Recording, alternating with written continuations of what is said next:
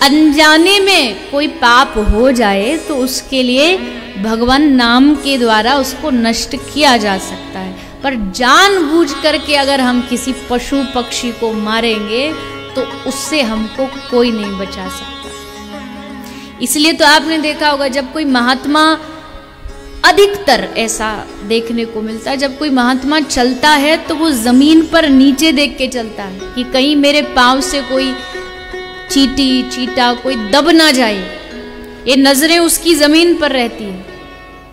संसारी जब चलता है तो घमंड में सर ऊंचा करके चलता है, और संत जब चलता है तो सर झुका के चलता है। तो हाँ, अनजाने में तो हमसे भी बहुत पाप हो जाते हैं, भले हम कितना भी बच लें, कहीं ना कहीं छोटे मोटे जीव जंतु तो मर ही जाते, पर वो कैसे, उन पापों से मुक्ति कैसे मिलेगी? बोले जब हम भगवान का नाम जाप करते हैं, कीर्तन करते हैं, तो वो पाप नष्ट हो जाते हैं। वो भी तब होते हैं जब आप भजन करोगे, भजन नहीं करोगे तो इनका भी परिणाम भुगतना पड़ेगा। और अगर जानबूझ करके पाप किया जाए तो उससे भयानक दंड तो और क्या प्राप्त होगा। जानबूझ के किसी पशु को मारते हैं हम, किसी पक्षी को मारते हैं। आजकल के समय में देखो, जहां देखो आजकल लोग छोटे छोटे शहर ले लो, छोटे गांव ले लो, बड़े शहर ले लो, घर घर में आपको लोग अंडे खाते हुए नजर आते हैं,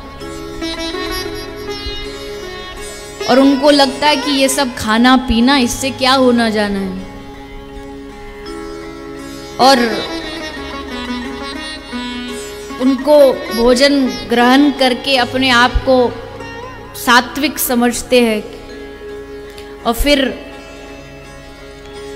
कहते भी हैं कि अरे ये तो इसमें अभी तो कुछ है ही नहीं, अभी नहीं है, लेकिन यही तो आगे चल के एक जीव का निर्माण करने वाला है। इसलिए सबको ध्यान रखना चाहिए कि कोई भी गलत चीज न खाएं, न पिए, न अपने बच्चों को खिलाएं। अंडा भी मांसाहारी में ही गिना जाता है, और उसको खाने का परिणाम भी आज नहीं तो वहां जाके तो भुगतना पड़ेगा। पर एक बीच में कोई महापुरुष आए, उन्होंने एक स्लोगन दे दिया कि संडे हो या मंडे, देखो कैसे सबको पता है, पर वो बेचारे आधा ही बताए, आधा बताना भूल गए, आधा ही बता पाए। पूरा ये था कि संडे हो या मंडे रोज खाओ अंडे, फिर ऊपर जाके खाओ डंडे,